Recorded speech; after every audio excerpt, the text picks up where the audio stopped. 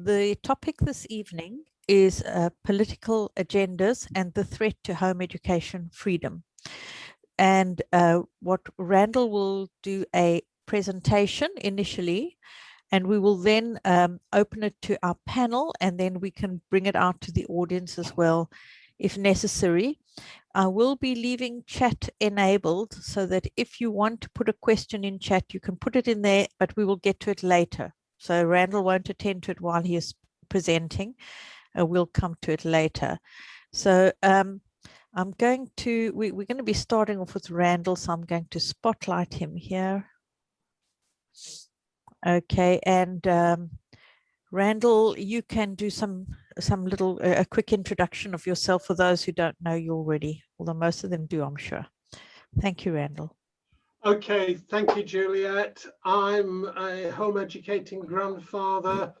Some of you know me, been around for a while, but I only got involved in political items under the Badman Review, and I had the feeling it wouldn't go away, and then began to see it heat up in the middle of the last decade. And then, of course, we all know what Lord Soley did in bringing in his bill, which didn't get anywhere, but it did get a conversation speeded up.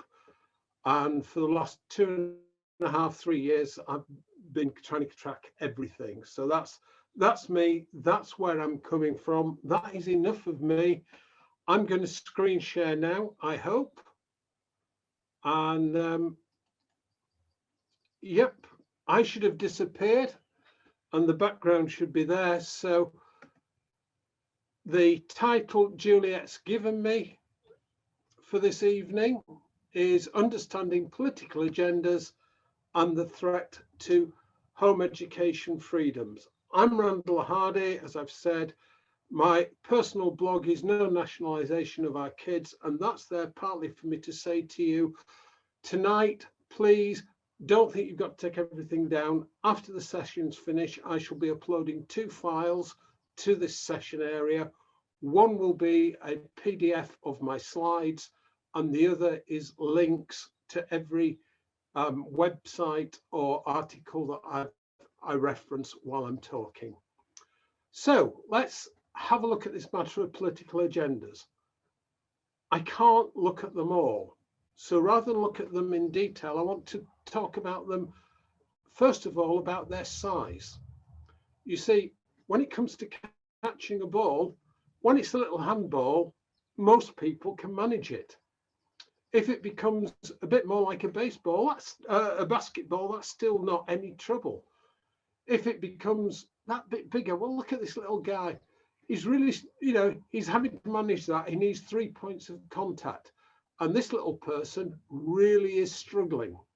And when they get even bigger, adults have got to find some way of taking hold of them. But what when they get this big? By the way, that's not photoshopped. That is actually a real piece of street art. And if you don't believe me, there's a white transit van at the top of that arrow there.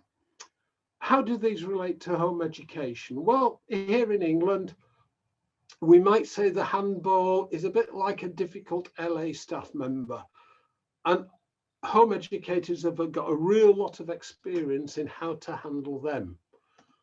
If it's a difficult LA department, it's that big better, but we're fairly good at that. A negative MP or assembly member, if you're in one of the devolved areas, yeah, we can manage it, a bit more of a struggle. A national misinformation campaign, that's a bit harder. Anti-home education policies from government, how do we get on with them? But what if we're looking at international anti-parent policies? How do we find them a bit big for ourselves? Okay, one question before I move away from this slide. Which way do you think influence goes? Does it all these problems that we're going through, not just in Britain, but internationally, are they because there's difficult local authority staff members stirring up everybody else? Or is it traveling the other way? Is it traveling from the right to the left as you look at the screen, or from the left to the right? Well, I'm going to be provocative. Here's a statement for you. Let's see how you react. Home education is a threat to society. Now, I would think that most of you disagree with that, and some of you disagree with it strongly. I do, but this person doesn't. Do you recognize him? This is President Macron of France, and this is from his an English translation of a speech he made in October last year. It's the translation of his department, not mine. And in the third part of his speech, he talks about the strategy in schools. He says schools are our Republican crucible. They are central to the notion of laïcité, or however you pronounce it. They make it possible to build the republic that we share. Do you get his drift?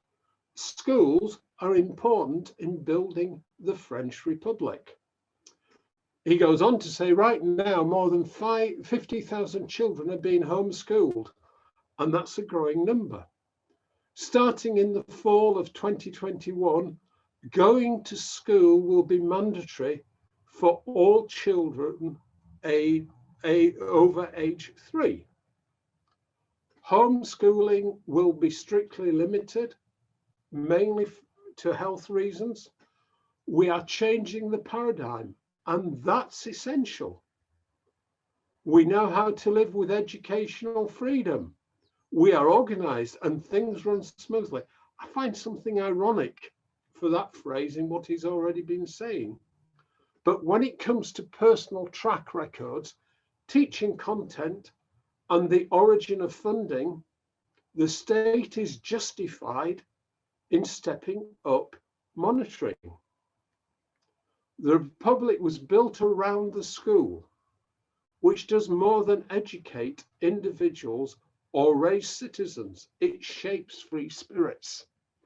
Again, I'm a bit struggled with that last bit of what he said about monitoring and so on, how that is going to shape free spirits.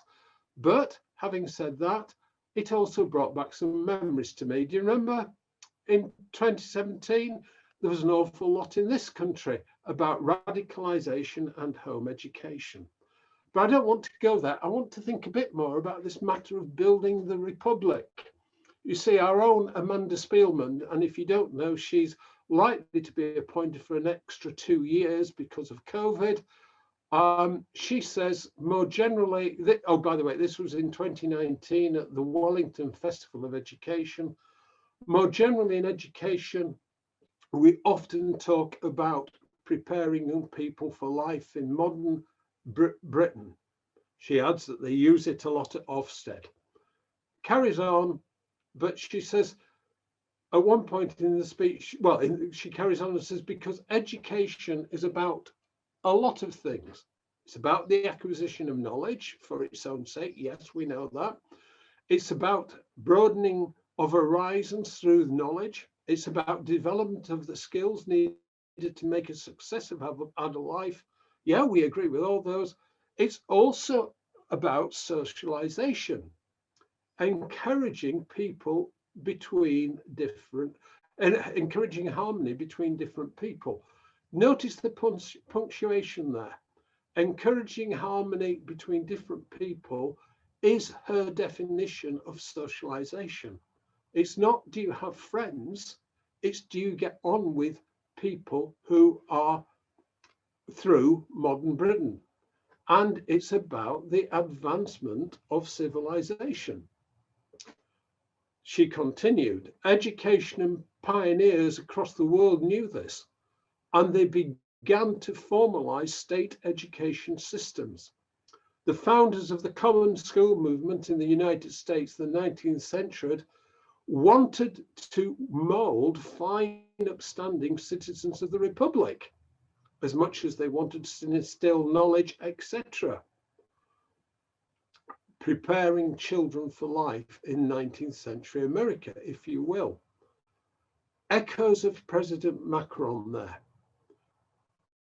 And I wanted you to see this isn't just one president in one country saying this. This is a viewpoint that's put elsewhere.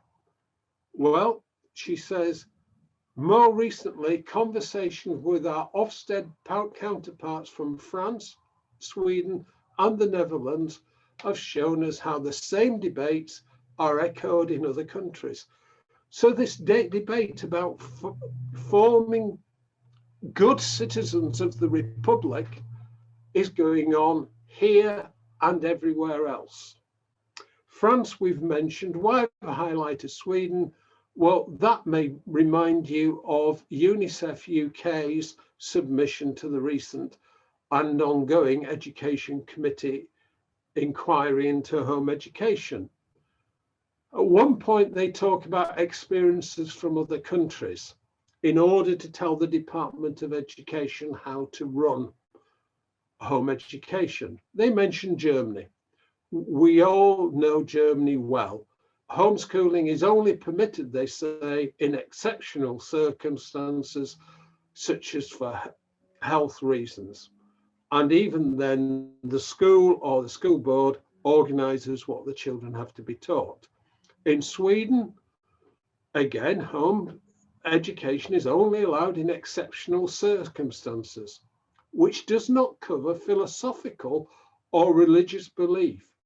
The aim is to support children back into school as soon as possible. They mention the United States, but that's not a clear case, so I'm not going to look into it too much. But in New Zealand, parents and guardians may home educate their child, but only with approval from their local Ministry of Education office, and everything's got to be spelled out in advance. So where does all this come from? Remember, Amanda Spielman talked about the founders of the school system. Here is one of them. I don't know if you've heard of him, Horace Mann. What do I want to tell you about him? Well, in 1919, a writer called Kubbele wrote this about Mann. No one did more than Mann to establish in the minds of the American people the concept that education should be universal, non-sectarian, free, and that its aim should be social efficiency, civic virtue, and character, rather than the mere learning or the advancement of sectarian ends. So I highlighted social efficiency, civic virtue, and character. Seems to me that is something about what Macron is talking about, what Spielman is talking about. Social efficiency, good workers, civic virtue, being the type of citizens the state approve of, rather than being different. Somebody else, a more recent article, this one comes from 2012, but it's an interview with Bob Peppermint Taylor, who had just written a book called Horace Mann's Troubling Legacy, The Education of Democratic Citizen. And Taylor says of him, Mann held that good public schools would be the foundation of civic responsibility of nation before party. Mann believed that adults are cast iron, but children are wax. Just think about that a minute. What does that mean? That adults are cast iron, but children are wax. Taylor says that an adult's mind would not change, but a child could learn to think independently. Of whom, I would ask. His goal was to teach children how to live together consensually. One of Spielman's statements was about getting on with people, living together consensually.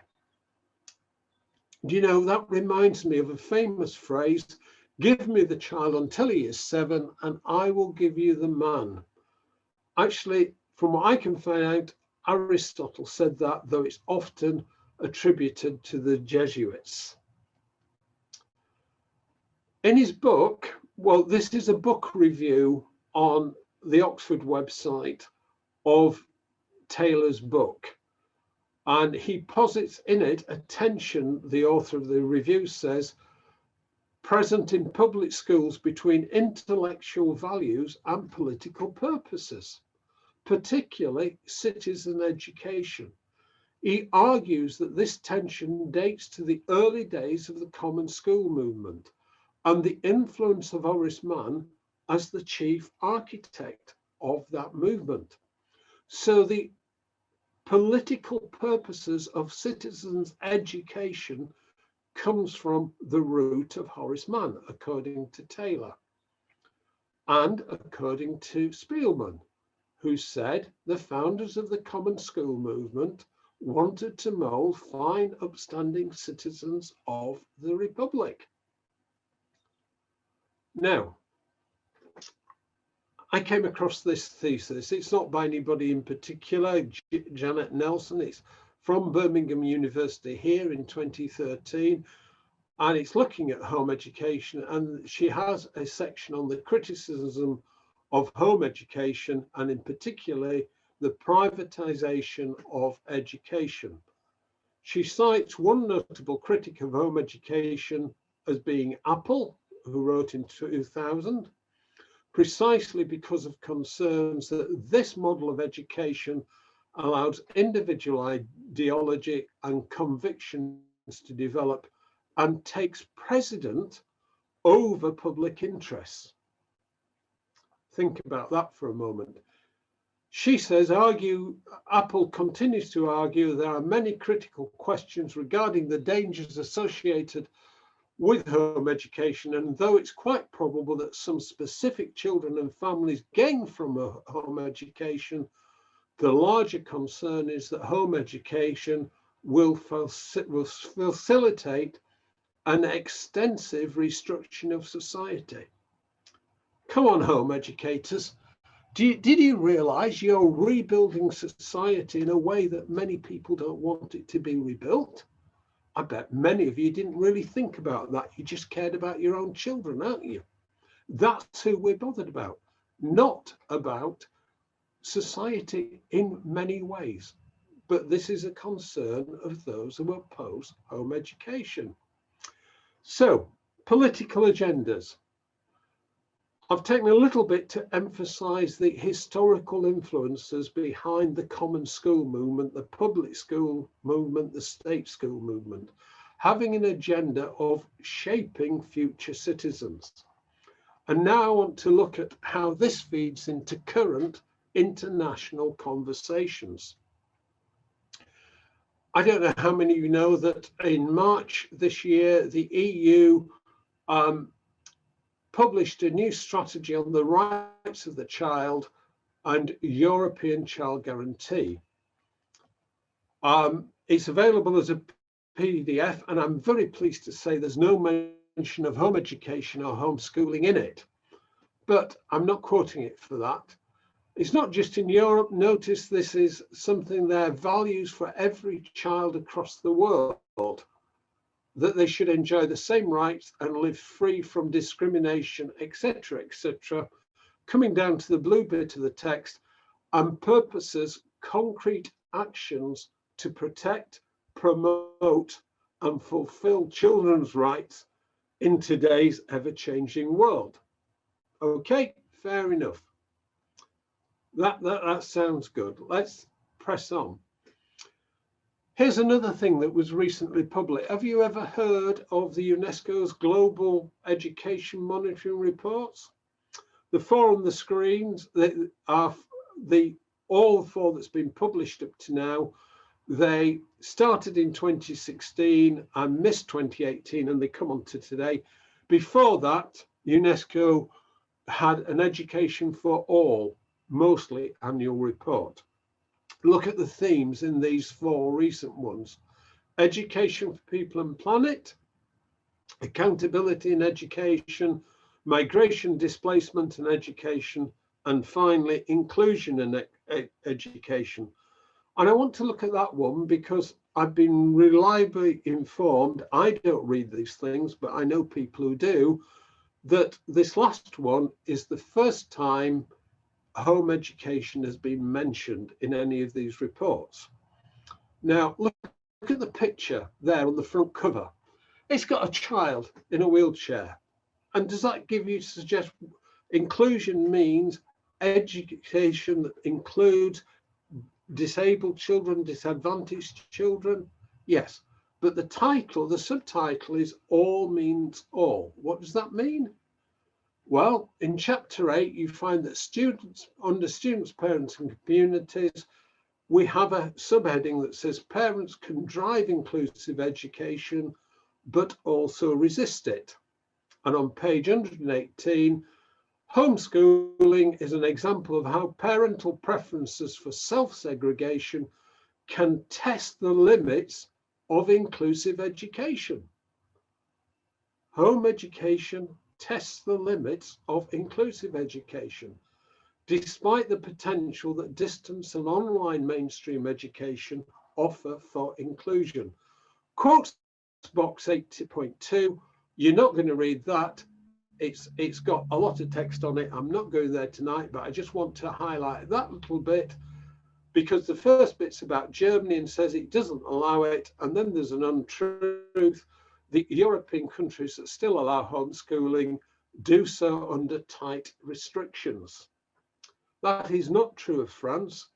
And whether you want to count Europe as only belonging to the EU or not, it's not true of here at the moment. But things are changing. That is a signpost where people want it to go. They've also produced, that is nearly 200 pages long or more, the main report, but there's a summary here, which is only 34 pages. And in the summary, you'll pick up the bit, parental school choice affects inclusion and segregation. And it talks about in Denmark, where migrants don't want to send their children to the school, in Lebanon, where parents favor private schools to match their personal beliefs, in Malaysia, private schools again, and then it ends up, we've read this bit about before, the potential of distance and online mainstream education for inclusion notwithstanding, parental preferences for self-segregation through homeschooling test the limits of inclusive education. We are testing the limits by choosing to home educate our children. Now, how many of you knew? I wish I could see you all, like Brian said this afternoon, and ask you to nod or something. But how many of you knew that the Unesco had an international commission on the futures of education? That bit of text there is in the first top half of the thing, just tells you who the Director General is, tells you the qualifications of all the nice, learned people who are on this commission. But the bottom box, the green bit, tells you the commission will focus on rethinking the role of education and learning and knowledge in the light of the tremendous challenges and opportunities of the predicted, possible and preferred futures. Now, what does that last phrase mean? Who has said whatever this organization is going to recommend is preferred? Is it preferred by parents, or is it preferred by some organization of world influential people who can't think of children as individuals, but have to think of them as large collections of universal children? What are these preferred futures? I do want to say these international conversations on the whole are unreported and unexplained to people like you and me. So I want to take you now from that big picture to that little offshore paradise known as the Isle of Man, where in June last year, the new Minister for Education, Dr. Allinson, said, talking about a bill that would have imprisoned home educated parents if they didn't comply, and that bill has now been dropped, thankfully. that the bill's principles of education reflect the department's view that education should be regarded as a public good and a human right for all children and all young people. I've highlighted that phrase, a public good, because I wondered what that had to do with education. You see, if you want a definition of what a public good is, it's a well-known economic term that refers to a commodity or service that is made available to all members of society. These services are administered by governments and paid for collectively through taxation. Examples of public goods include law enforcement, national defense, the rule of law. Public goods also refer to more basic goods such as access to clean air and drinking water. Now, most of those we cannot refuse as citizens. Law enforcement is there, national defense and the rule of law are all there. Clean air. You can't carry your own bag of foul air around, but there are some of us, we live in a rural area and our drinking water comes out of a borehole and it's not treated, so we don't benefit from that public good in that sense, apart from the water's tested by the water companies and so on, but it really isn't under their control and we don't get those nasty chemicals they add into it. But those aren't a political issue. Why is education becoming a public good? A service which it's been implied citizens cannot refuse. Well, back to our committee of the Futures of Education under Unesco. In their report, which was published again in March, they had, and I'm just going to read the middle bit, education must be regenerated as a public good and a collective global responsibility, with education as a human right the central axis. They go on to say it needs this radical reframing of what education is about. So they carry on. The Commission's report builds on a humanistic tradition defined by humanitarian vision of education as the individual and collective level, which affirm education as a public good and a fundamental human right. This is a public good, which the implication is home educators are wrong to refuse. Do you think that Dr. Allinson came to see education as a public good by sitting on his own or by being involved in wider conversations such as this? Here's something else. Here's a phrase that I only picked up from looking at this report. You see, it outlines 3 parts in its introduction of its structure. And the middle one there, I'll blow it up, strengthening education as a global common good. And in one place they've put, the phrase occurs 16 times. Global common good or common good occurs 16 times throughout a 17-page document. And in one place, they blend them together.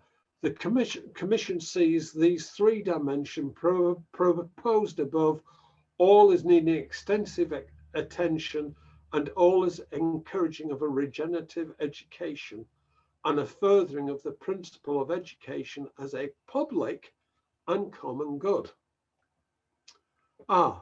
Quickly, let's look at something we might be more familiar with. Remember this, published by the Local Government Association in November last year? They invented a new phrase. They propose further research and in a wider use as well, a definition of children missing education should be any child of statutory school age who is missing out on a formal full-time education. And I know a lot of home educators were up in arms about the use of the word formal, which they went on to define. The phrase "a formal full-time education" is well used in this report. It occurs 68 times. And I want to ask you, did somebody at the LGA come up with that definition, or were they inspired by other conversations? Well, back to the futures of education. The worlds of education today and tomorrow on page 7, right? The international community has long regarded education as a key factor in social and economic development. Families, communities and governments around the world know well that despite shortcomings, contemporary education systems create opportunities and provide routes for individuals and collective advancement. Some people might disagree, by the way.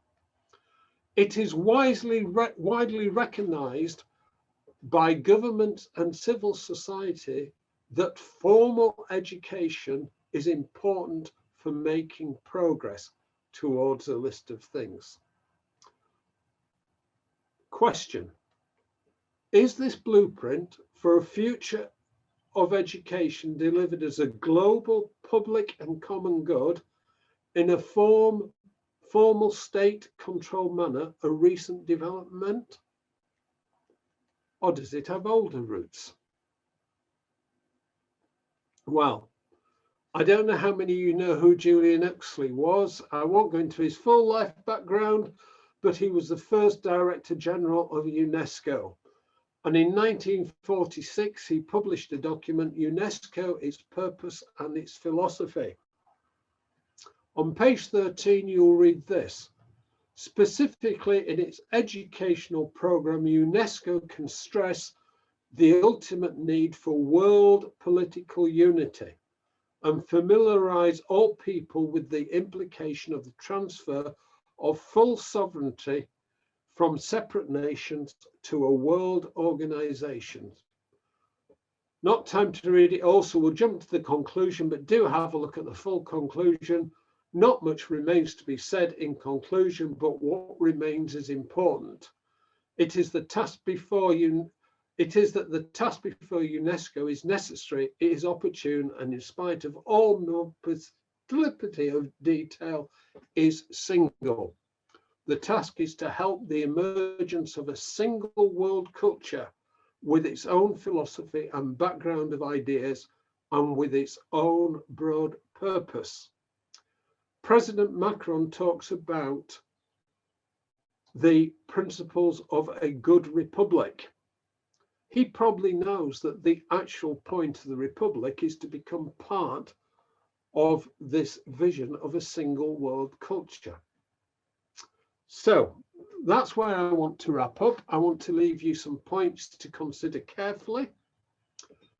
I want to ask you about that phrase, are adults cast iron while children are wax? And if that's true, who really has the responsibility of molding children to be responsible adults in the future? That man's word, that of course. Will allowing home education facilitate an extensive restructuring of society? Apple, Macron and Spielman think it will. Is education a global, public and common good? You might want to debate that one. UNESCO want you to believe it, and others do. Should the objective of education be the emergence of a single world culture? Huxley wants you to accept that and take it on board unquestioningly. And one other question, can home educators, particularly in Britain, but around the world, get to grips with this biggest political agenda of all? Who said that? I did, just now. So, take you back to our starting point. How bigger? In Britain, we've been very good at working from left to right. But my argument tonight has been trying to open you up to the fact that actually influence in education is flowing from the global, the international discussions, right down through education systems around the world. One final thing, I'm not going to do it now because I was hoping for 40 minutes, and then I discovered Juliet had said 30. I've got links there to 2 videos, both produced very recently. If we had time, I'd show them the 2. They're less than 5 minutes.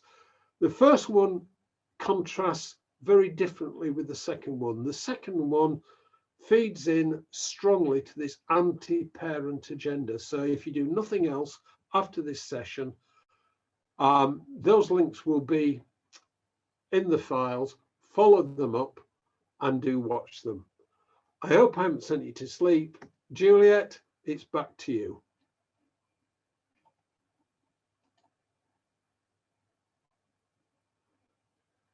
You're muted, Juliet. Okay, good. Okay, so we're going to open up to a few panel members to have some discussion on this. And then if you've got questions, put them in the chat, and we can talk about those as well. So I'm adding Joe, and I'm going to add Dr. Brian, and I'm going to add Harriet. And I'll need to add you back again, don't I, Randall? Yeah, looks like it. There we go. I think that's it. Okay, discuss. Randall, I'm going to let you lead the discussion. So if you want to, well, I think it's just maybe, or let's maybe get some responses from our panel to what you said. Yeah. Let's go around. I'll go first if you like. Yeah, go on, Joe. Firstly, thanks, Randall. It was a great presentation. I think I've noticed through the research that I've been doing with the various home education projects that I've looked at, is that there does seem to be, I wouldn't call it a pattern yet, but there does seem to be a reoccurring examples around Europe and perhaps more widely, where there is becoming stricter legislation and law even around home education and the ability to practice that in the current freedoms that we expect.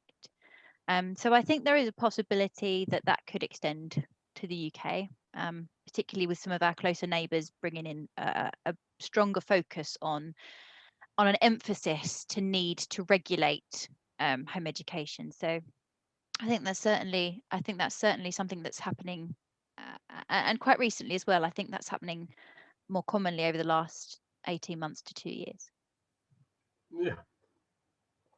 Brian or Harriet, do you want to add in on that? I'll pop in there. So I think you are seeing things like that, what Joe mentioned. It's very spotty. I don't think you can say there's an exact pattern, but there is some sense of a lot of, I shouldn't say a lot, certain academics who share a view with certain government agencies. And I say this word, I don't mean it as derogatory. I use the word statist. People who have the worldview that the state should be running and controlling children's education. And you did a great job, Randall, of showing that historically. It's not a new thing. I mean, this goes back hundreds and hundreds, if not thousands of years. There have always been people who think that the state, the power of the state, should control the education of children. So I'm glad you brought that up. And of course, you know, in the United States, Mann promoted that idea. A lot of people opposed it, but he, with his, you know, colleagues, won in a sense. And so it's nothing new. But I would also say that what we see, and by the way, that, you know, these articles by Michael Apple and so forth, that goes way back. This whole idea that they're very upset that the society would not go the way they want the society to go. I mean, Apple admits that, basically. He wrote an article a little while back about Blacks homeschooling and why homeschooling is bad for Black families. And now you see, you know, homeschooling exploding with Black families in America. But he is upset that they would not be fulfilling his vision, his philosophical political vision for America and the world. So now one more quick thing and then somebody else.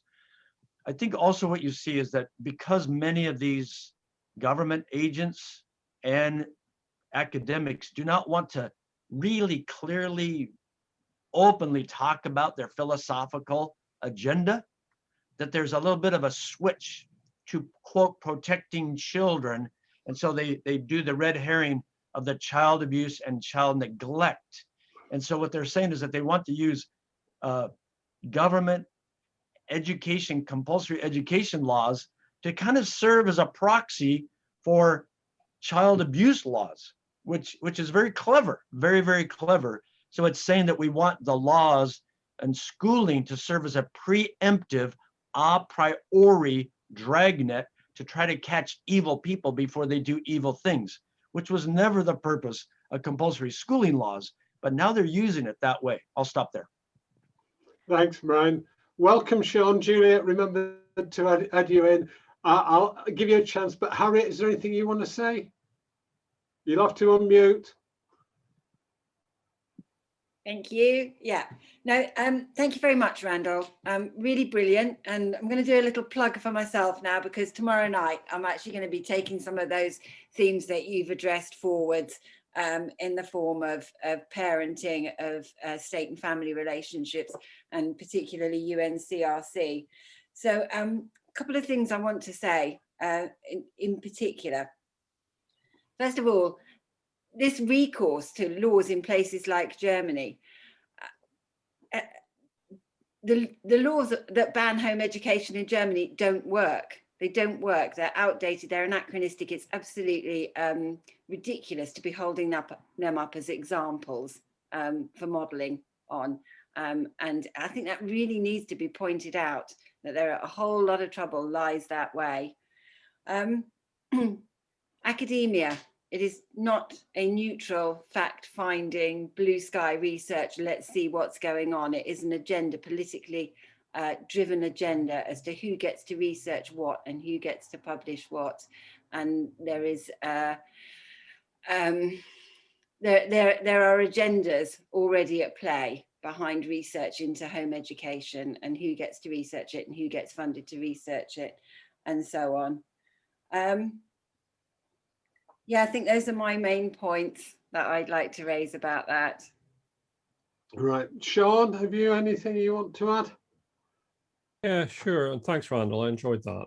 I guess for me, the starting point of this is the idea in the public sector that they can always do better, and ultimately that somebody can just be made to pay for that. So we get language emerging quite recently, starting off in America with No Child Left Behind, and then a UK version of that which emerged called Every Child Matters, and then more recently in Scotland, Getting It Right for Every Child. Now that implies that a public sector which was once there for a small number of children who had fallen through every other safety net available, the state was there for that small number, and now it's meant to be there even for children who are growing up in entirely stable environments with two loving parents and as role models. So one has to ask, why has the public sector been able to evolve in that way? And I'd add just a couple of other points. One, with the emergence of international conferences, and particularly now with online conferences, there's this follow the leader thing coming. I remember as a new employee seeing my boss come back from a charity conference where she'd heard a guru speaking, and she had this great idea about how the organization should be done.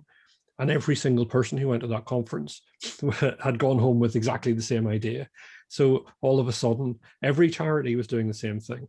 And PISA comes along, and now every country is doing the same thing because they want to get to the top of the PISA rankings. And it's handy for civil servants who want to go further to be able to say other countries are doing it. Another thing I would point to is win culture. We've seen particularly in Britain around things like Brexit and the last general election, that people will say and do anything because they cannot countenance not winning. And so if they have to lie outright in order to achieve victory, then that has become acceptable. And we saw local authorities in this country, corresponding with Lord Soley, asking him to change the wording of a bill in Parliament to mislead people as to its true purpose. And that was deemed acceptable. to take out references to welfare, because they said once they got into the house, they'd be able to do it anyway. Just don't tell anybody that that's what we're trying to do. So that is a devastating development, I think, and has to be resisted. And the third one, I think, is and you see this within the Conservative Party, is a tension between the liberal wing and the authoritarian wing. You know, in the Conservative Party, they believe in free markets and everybody can do what they like, you know, and they also believe in the death penalty and, you know, hanging people for being disobedient. So the tension that exists there is really brought into focus by home education, because we are people who are demanding a liberal right to educate our children to think as they wish. And we are coming into conflict with people who see dissent as a sin to be punished. And where that brings us to, when you pull all that together, Randall, kind of back to you, that huge ball that you had kind of rolling towards us, and I'm thinking, well, the home education community can't create a boot big enough, you know, to kick something like that, right? And what we did in the Badman era, as you know, and I wasn't there, was everybody just scattered, you know, and flew around in this manner, and it worked for a while. But ultimately, we've got to find a way not to kick the ball, but to deflate it.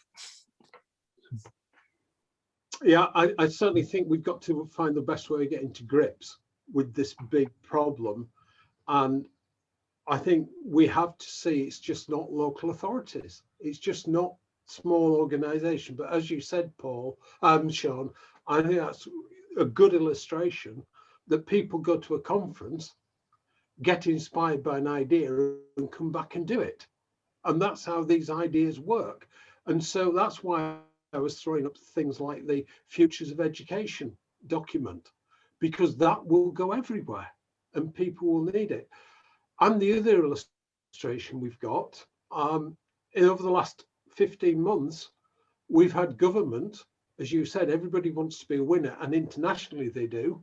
They've been out competing to build more Nightingale hospitals than another thing, get more vaccinations, and nobody's, you know, and some of these things just haven't been used. They've not been necessary, but they haven't been used. So that's a lot of things there, but it is, yeah, those type of things. Now, Joe, for everybody's benefit, Joe is monitoring the chat more than me, and she wants to come in. I don't know whether she's responding to the chat or to other things. Go on, Joe. A bit of both, but we've had a few points and questions come in on the chat that I think are probably really good point to actually address now as they've kind of come up in conversation. So Jude asked, could the proposals be all good? So to improve literacy and poverty, for example, in developing countries. I can start to answer that one, and then if anyone else obviously wants to join in. I think the first important thing when we think about improving literacy or trying to tackle poverty in developing countries through education, I think there's a really important distinction to be made between access to school and access to education, because the two aren't necessarily the same thing.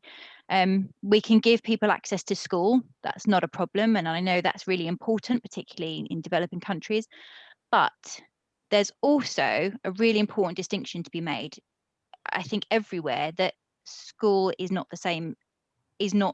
the only way to have education. And I think arguably, if we wanted to make access to education, we could actually have free resources to do that. We don't necessarily have to have children attend school. So I think there are other ways to make improve literacy and to reduce poverty through education by providing free educational access through different means, and not necessarily attendance at school, because that isn't always possible either. I just quickly comment, I'll give people a quick brief on my comment on there as well, is this program is talking about state controlled schools. I would be far happier to see groups of parents saying we'd like to have a cooperative school and working together like that, where we set the agenda, but they're trying things out. Harriet, you're waving a pencil at me. Waving a pencil, yes. I think we need to be extraordinarily careful here. I think there is a wider agenda, and I think it's part of the big ball that's coming for home education in exporting our educational ideas to other countries where they are not appropriate. And I have heard several sort of quite shocking commentaries myself about other cultures. We had a talk at the university from a charity called Children in the Crossfire. Lovely people, absolutely, you know, benign mission, totally believed in what they were doing, talking about children in Tanzania, preschool children in Tanzania, not hearing enough vocabulary. And they had gone out and they had researched how many words per hour a preschool child in Tanzania heard. And then they had gone around educating their parents to talk to their children differently. You know, we need to be extraordinarily careful because we are part, as home educators, we are part of that bigger agenda. And I think that one of the few possibilities that I see open to us here is that home education is not on its own. There are other forces coming for other parents and for other ways of life as well. Joe wants to come back in, but before that, Sean O'Brien, do you want to add anything, or shall we bring Joe in? I have a quick comment. I think that it's kind of along the line of what Harriet just said here. If people are interested in the freedom to home educate, the duty to home educate, the responsibility to home educate, and they want to be free to do that in a particular nation, if they spend a lot of time trying to figure out, in a sense, how people in the jungles of Brazil or, you know, somebody in Zimbabwe should be educating their children, you're just going to burn up your time and energy. You know, if you know, research, we can do research on all kinds of things, and researchers can have opinions. But in the UK, if you want to maintain the authority over your child's education, if you so choose, rather than putting them in a government-controlled school, don't burn up your energy and time on all those other things. It does not mean you're not sensitive or don't care about other people, but if you don't work hard, both at the grassroots level, both ends of that spectrum, you're in trouble. We found that. I mean, I know the US is different. We have 50 different states, but you know, think about that. That's a huge deal.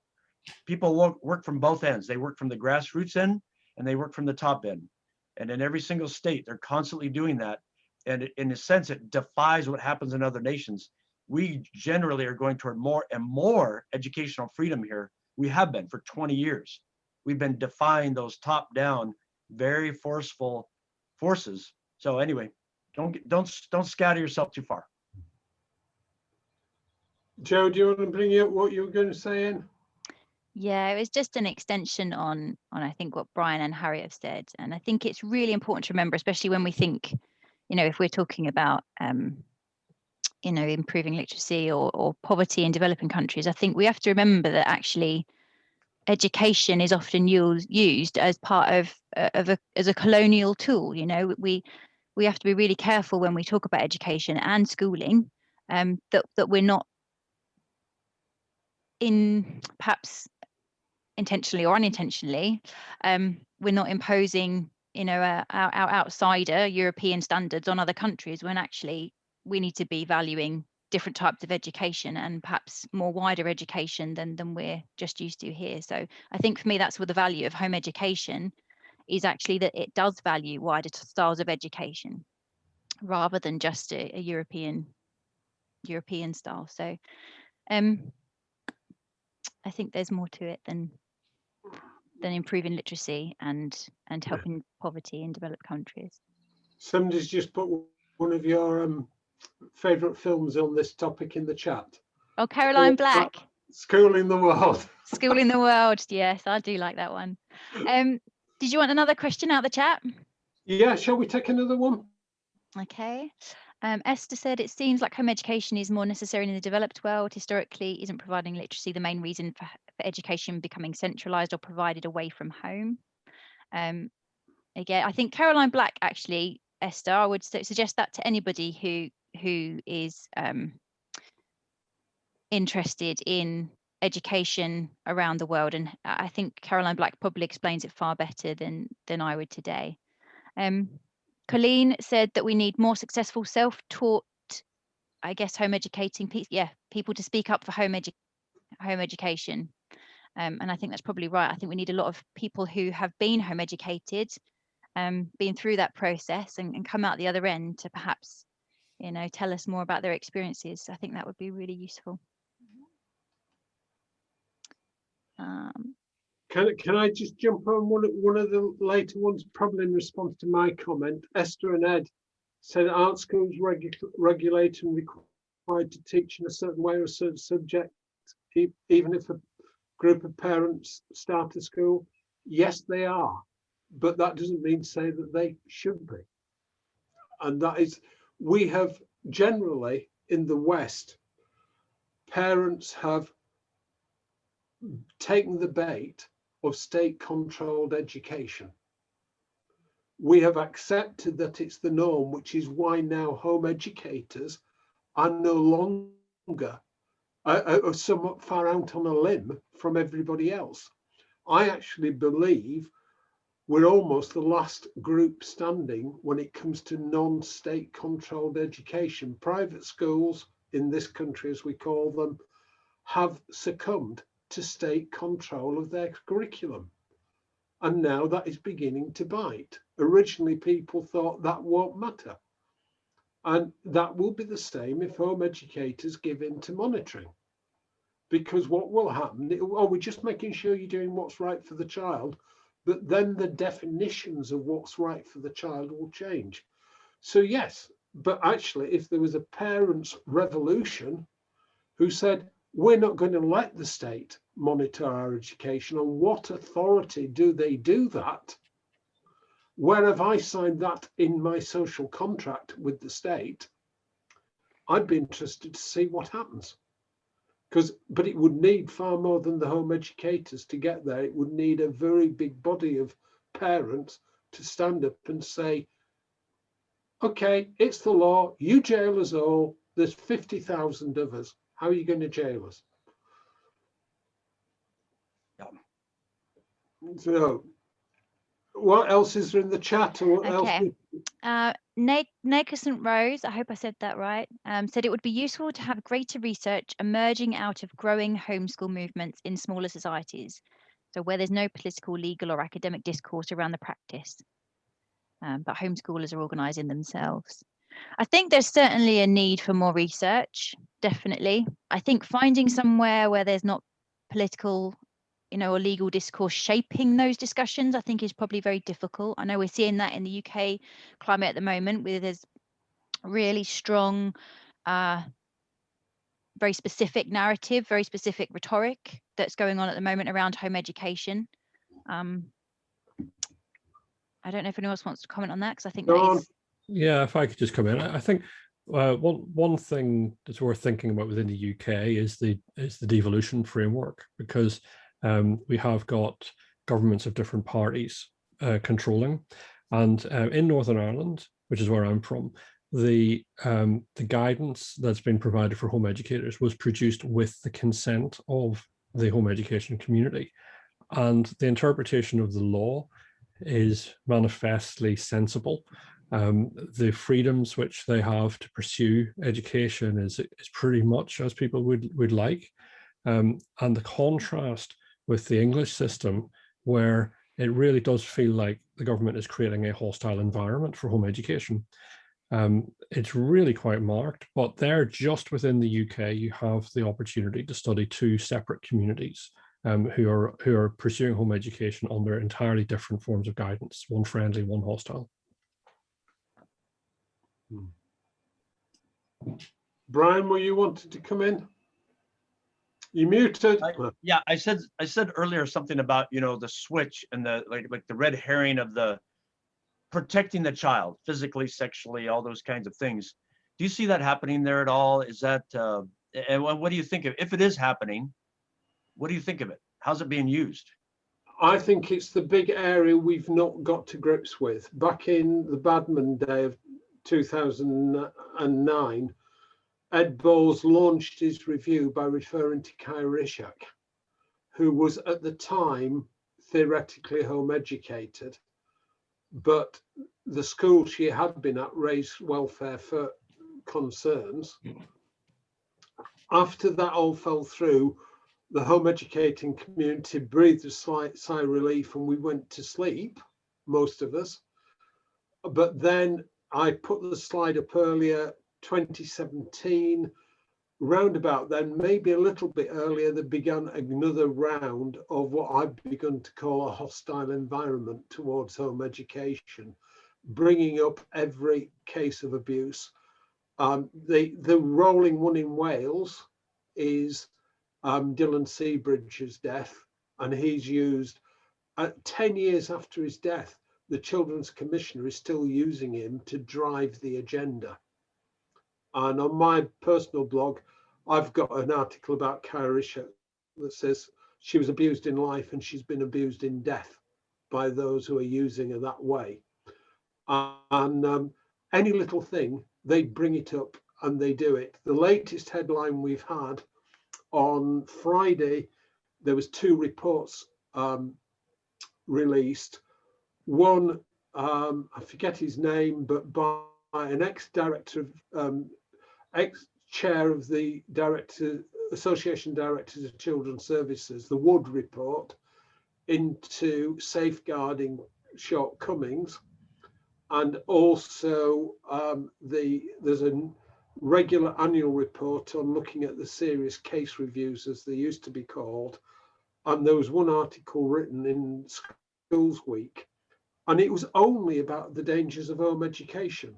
But when you looked at the details, it was 1.5% of the children featured in those reviews were home educated. And so it's a spinning around of that thing. Jo, I'll let Harriet in first because she was waving earlier. Then you can have your say. No, I think that child protection has become a real Trojan horse for government surveillance of families, not just home educators. We're caught up in it, but it's much bigger than home education. It's become a real Trojan horse, and it is incredibly difficult to argue against because the argument that if it saves one child is very difficult for civil liberty groups to combat. But we have categories of abuse now, like emotional abuse, that aren't even legally defined and that can be used against families. So it is a very hostile environment, not just for home educators, but for families in general. Jo? Yes, I have found, because through my research over the last couple of years, have done some work alongside the research teams at Ofqual and DFE, and more recently speaking with the safeguarding panel that is part of DFE. And I've just done a review into the serious case reviews where home education is tagged. So they tag certain keywords in each of the serious case reviews. And the serious case reviews, if anyone wants to look, are available on the NSPCC website. But what we do have in the UK, and certainly in the political discourses at the moment, is a conflation between safeguarding and home education. And what we're seeing is that there's 2 distinct things. So we have educational welfare. So there is an educational welfare issue if your child is not getting a suitable education or any education. So that's an educational welfare issue. Then we have a safeguarding issue, and safeguarding is more about an immediate risk of harm to that child. But what we're getting is through these political narratives, like the children are invisible or hidden, there is a suggestion of wrongdoing. And this is what part of the problem is. There's this feeding of these particularly emotive words into the discussions around home education. So we are seeing a conflation between safeguarding issues and home education. And we see that as well in the, I think part of it is that there isn't necessarily at a local or a national government level, the clarity around home education and children missing education, which is a different legal status. If the child is missing education, they're not getting an education. And that's quite often when they've come out of school for a particular reason. So in the serious case reviews is a really good example that we have 1,532 searchable serious case reviews where a child has died or come to harm. And then we have 34 of those cases tagged with home education. However, nearly half of those are incorrectly tagged. Some of those are where a child is excluded. Some of those is where it's actually just a baby and perhaps an older sibling was temporarily home educated, or a parent was home educated for a few months in their childhood education, it bears no resemblance, it bears no relevance really to the actual child that's been harmed. So in some of those cases as well, the child was actually receiving school at home provided and paid for by the local authority because it wasn't deemed safe or appropriate for them to be schooled in school. So they're all different. That's a different legal status in terms of who's responsible for delivering the education. So we see this, first of all, an error in what should be seen as home education and what actually is not legally home education. And so we get this more wider in the discussions. There is definitely a conflation between children missing education, exclusion, children out of education, and often that's discussed with it home education, which are not the same thing. I think Sean was wanting to come in first, Brian, then you. Yeah, thanks, Brian. It was a good question, and I'm just continuing the response. I think in 2017, it was Assistant Chief Constable Neil Basu told the National Police Superintendents Conference that home educators were, quote, breeding terrorists. And at the same time, a lot of stuff started to appear about Ciara Ishak, Jordan Burling, Dylan Seabridge. You know, we end up, I think there have been 8 cases in the end where home education, you know, has been linked in a serious case review legitimately, but in none of them was home education deemed to be a determining factor in the death of the child. So, for instance, the judge in the Ciara Ishak case said absolutely explicitly that if the local authority knew all about her and if it had used the powers that it already had, then she would not have come to harm. So that doesn't stop the local authority because, you know, all of these cases, even if you rebut them, you sound like you're standing up for child abusers and trying to keep the police away from them. And even if you make your case, they say, yes, but it could happen. And in this environment, could is seen to be enough. It's not enough to say that it does happen. So where we end up with is this new agenda here in the UK. It's been called the Prevent Agenda. And that is clearly a much more proactive state of engagement for public sector compared to a rescue agenda. And it's now the official policy of the Labour Party, which is the party of opposition here, that the whole of the civil service should be set up to predict and prevent anything that's relevant within their department. And I find it absolutely extraordinary that they could not think that one through and understand the implications. But for them, they think they're making the world better by doing that. And it is a very tough battle to take them on. It's some similarities in the United States of all the cases that when we first mention the word homeschooling, you start to pare it down like Joe did. It's a tiny number, but again, they're very emotional arguments. And again, we get back to the philosophical. Is it, you know, are you a statist country, or are you a country that believes in freedom? And it's a very philosophical thing. I mean, we do have a rising number, I think, around the world of people who believe it's the government's job to try to prevent all evil before it happens, and they cannot. It's a theological issue, it's a political issue, it's a philosophical issue. Now, in the United States, I would say this, though, those who believe in the educational freedom are very proactive. So I guess that would just be a question for y'all there is, are you proactive? Not that you have to be like us, but if you're not proactive, you're going to be, I think you're going to be pushed back.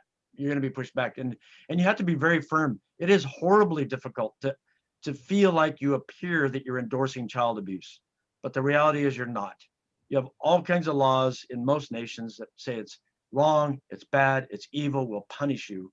And then you have to make that argument. This is not what compulsory school laws are about, you know, but it's hard. You got to be strong inside, you know, you got to be strong inside to make these arguments. I'll be quiet.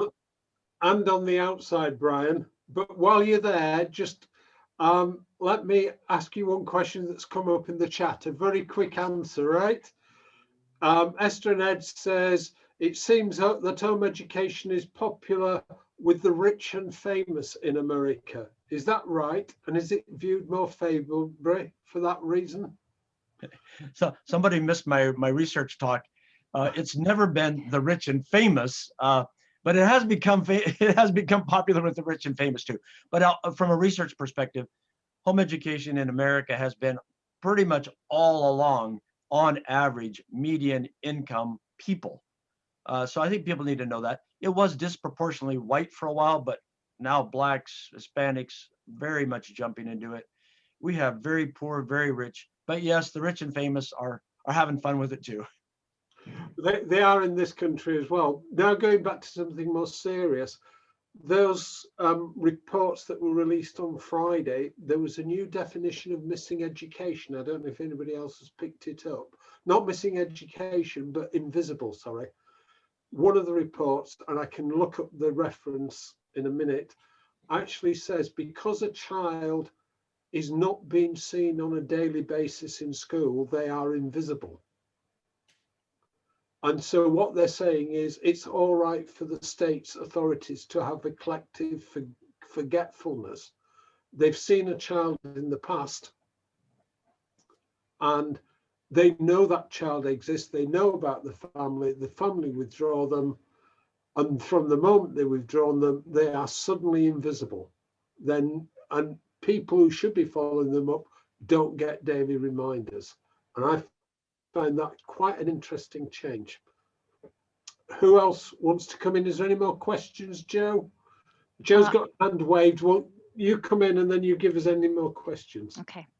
I'm just going to pick up a little bit on what you said, Randall. And I think for me, what's been really interesting in doing the research and engaging with DFE and Ofqual and the safeguarding department is that there is, like, for example, there is some research being conducted at the moment by the safeguarding panel looking at something called I think they're called rapid response reviews. They're not public like the serious case reviews, and they want to look at home education and if home education is a risk factor. And I think what's really clear is that there's often, when I've dealt with all of these different research teams, there's often a great deal of misunderstanding about home education.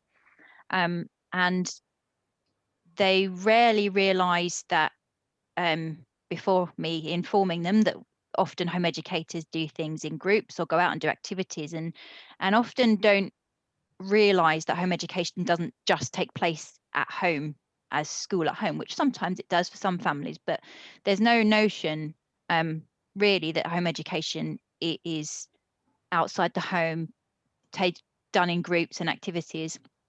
And I think there is a danger as well in looking solely at cases with home education, for example. I think it's especially when often I think these are wider issues.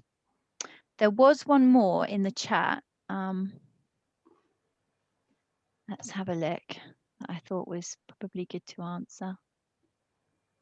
I just want to add that, you know, the evenings people don't have to rush off generally as much. So I am relaxed a little bit about the time, but obviously if people need to leave, you can. Otherwise, we need to find a place to post all the questions and conversations because I think it's just a really important topic.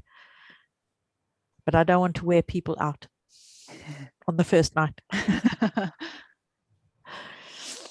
Well, people can vote with their feet. If they're getting tired, we won't think that they're dropping us off. Yeah. Harriet? I will just throw in there that I think the evidence gathering is really important. And thanks to Joe and to Alison and everybody's put into that. I think our main issue, though, is not evidence. I think we could produce all the evidence, and we have produced, all the evidence to refute these claims. It is the rhetoric and the discourse and the ideas that we really, really need to address. I don't think the evidence is really going to help us shift that great big ball. No, and I think that part of that is the problem. We don't have invisible children or hidden children. There are just children who are registered with the local authority and children who are not. And I think it's really important that we try and maybe push with our local, because this is actually partly answering Brittany's question. She said, what is the role of home educating families in this discussion? And are there ways to get involved politically, or is it more effective to do what we can to spread these ideas in our local communities? I'm sure we've all got an opinion on that. And I think I would say, certainly from looking at examples in other countries where they've had more success in protecting their home educating rights, that it's really useful to get in touch with your local MP, your local councillor, and talk to them about home education. Talk to them about what it means to you. Talk to them about what it looks like for you, because it does look slightly different. I think we have a session coming up on that topic. And I think Harriet's correct. It's the discussion, the discourse, it's a constant thing that needs to be done. Because you're right. I mean, as far as empirical evidence just 2 Thursdays ago, this Professor Bartolet said, well, we have this research, and she waved her hand, and there is none. She's citing one study, which was nothing about a representative sample. And then she cites that as evidence that there's a risk factor in homeschooling. There is none. The only one piece in the entire world of which I know was one study that I did, was not focused on abuse, with only one question in it. And we found the home educated were less abused than others. That's the only one item I know of anywhere that's ever been done. And by the way, I'm working on another study right now. Yeah, I can actually second that, Brian, because when I systematically went through all of the CS case reviews line by line, and I actually did a timeline for each of the cases where it was home education. And as Alison pointed out in the chat, who's worked on them with me, I actually also engaged with like social workers and people who worked in safeguarding with each of these cases to get their perspective on it as well. And what we found was often the period of time they were at school, and I think out of all of the serious case reviews from 2008 until 2021, there are 3 cases in the 17 cases that remain actually about home education. Of those, and in that 23-year period, there's only 3 cases where those children had never entered the school system. So comparatively really, really low. And every single case, they were known to multiple agencies, some as many as 23 different agencies involved in that family. But every single case had more than 6 agencies involved in them, where they were home educating. And quite often there was sexual exploitation or criminal exploitation in these cases. And the child, when we actually did a timeline of each of these cases, what we found was the period of time they were at school was far larger than the period of time that they were home educating. And during the period of home education, which sometimes was as little as 4 months, but often up to a year. So there was this very small time frame compared to long-term home education. And in that time was often when the child, according to the serious case reviews, seemed to be the safest. And in that sense, what I mean is, prior to home educating while they were at school, there was often involvement in gangs or other issues. And then the period of time they were home educating, there was nothing reported. So not missing from home, not engaging in criminal activity, not sexually exploited. And then they return to school, because often it's a reactive decision by the parent. And then so that's often short term as well, because there's not often a financial plan involved. So you see a lot of times parents doing the short term home education as a stopgap to try and protect from whatever's gone on at school. And then they return to school or a different school, and then we see these reports of all the activity happening again. So there's a real misleading consensus when we look at other reviews of these serious case reviews. Is often, I think, when we've done it, certainly, and we've done it on a timeline, we actually see a very different story emerging, that home education is not the issue. So now somebody like Randall or Roger Slack or Juliet has to get Joe, a researcher, to convert what she just said into a 1-page article with a big graph that takes up half the sheet, so you can hand it to the media and your MPs and other academics. Well, if she sends us the fact, I think I can find her a right. But that's what you have to do. You have to take this information, because we have very similar in the US. You start to sort it all down, and you end up with this minuscule number. You know, we heard this professor last week or 2 weeks ago saying, oh, but in Connecticut. And when you start to funnel it down, the number of substantiated cases, and then you look at that number in the course of 40 years of homeschooling, is minuscule. Yeah, the problem, I'm going to just chime in here. The problem we have is where it seems like these authority figures are not actually interested in the facts and the truth. They're not interested in the evidence. I think I was telling you the other day, Brian, about some research where the actual thing they were measuring is how concerned the local authorities were about home education. They weren't concerned about whether there was grounds for concern, just whether people were concerned or not. And this is what we're dealing with. This is what we're up against, is just really bad research and surveys. And when you've got your politicians using the newspapers as their source, then you're in real trouble. And that's an important point, because it's actually not what people say, it's what people hear.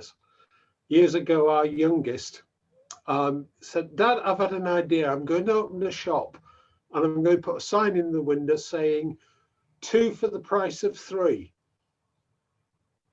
And I said, "I bet you do a lot of business, because people won't read the sign, they'll only read what they think it says."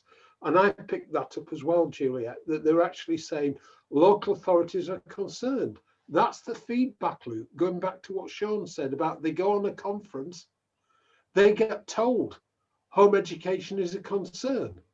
So they get back home and they then start saying home education is a concern, and nobody's got evidence.